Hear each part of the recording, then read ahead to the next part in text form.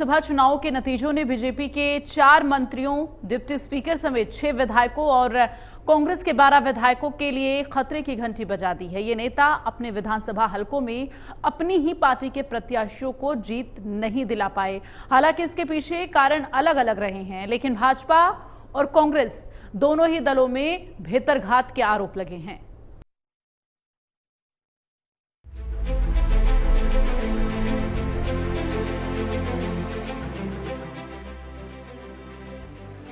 हरियाणा में लोकसभा चुनाव के नतीजों ने बीजेपी के 4 मंत्रियों, डिप्टी स्पीकर समेत 6 विधायकों और कांग्रेस के 12 विधायकों के लिए खतरे की घंटी बजा दी है।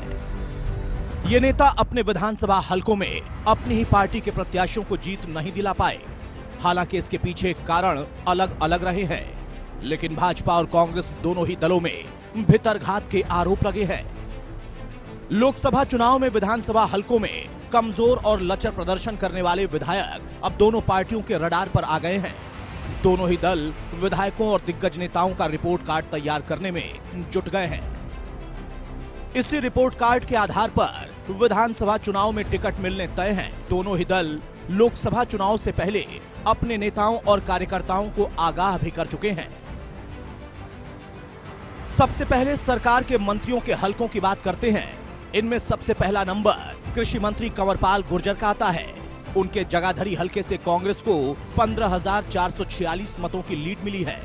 परिवहन मंत्री असीम गोयल के अंबाला सिटी से 5,699, वित्त मंत्री जेपी दलाल के हलके लोहारू से 8,319 और सामाजिक अधिकारिता मंत्री विशंबर वाल्मीकि के बवानी खेड़ा से कांग्रेस 282 मतों से आगे रही है। इसी प्रकार विधानसभा के डिप्टी स्पीकर रणवीर गंगवा के हलके से भाजपा जीत नहीं पाई और यहां से कांग्रेस प्रत्याशियों को 2,439 की बढ़त मिली।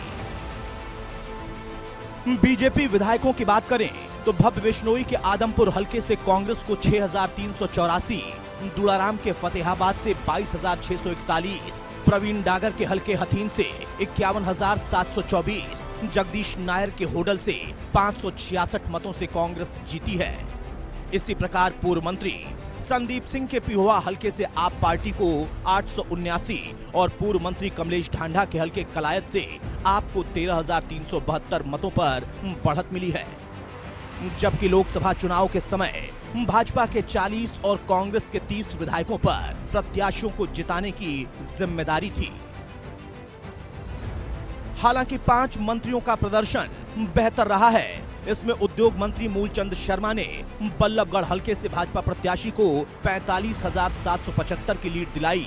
इसी प्रकार शिक्षा मंत्री सीमा त्रिखा ने बड़खल से 31,579, निकाय मंत्री सुभाष सुधा ने थानेसर से 18,533, सहकारिता मंत्री महिपाल ढांढा ने पानीपत ग्रामीण से 47,690 और डॉक्टर बनवारी लाल ने बावल से 22,249 मतों की अपने प्रत्याशियों को जीत दिलाई। बात कांग्रेस की करें तो कांग्रेस के 12 विधायकों के हलकों में भाजपा ने बढ़त बनाई है। लोकसभा प्रत्याशी रावदान सिंह अपने ही विधानसभा हलके महेंद्रगढ़ में हार गए और यहां भाजपा को 4,840 अधिक मत मिले।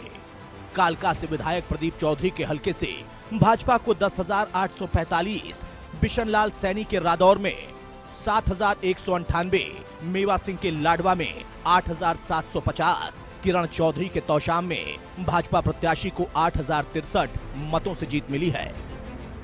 सबसे ज्यादा खराब स्थिति तो विधायक नीरज शर्मा के हलके फरीदाबाद एनआईटी में भाजपा को रिकॉर्ड 41,690 मतों की बढ़त मिली। कुछ इसी प्रकार के हालात सोनीपत से सुरेंद्र पवार के हलके में 35,846, रेवाड़ी में चिरंजीवी राव के हलके में 36,529, धर्म सिंह छौक्कर के समालखा में 18,337, सुभाष देशवाल के सफीदों में भाजपा 5,331 मतों से आगे रही। बलवीर वाल्मीकि के हलके इसराना में 6,770 और शमशेर गोगी के हलके असंध में भाजपा को मामूली 1,654 मतों से बढ़त मिली। मुस्लिम बहुल इलाके मेवात जिले ने कांग्रेस को खूब मत दिए। यहां के तीनों विधानसभा क्षेत्रों में कांग्रेस प्रत्याशी को एक तरफा जनाधार मिला है। Bureau report, India news, Haryana.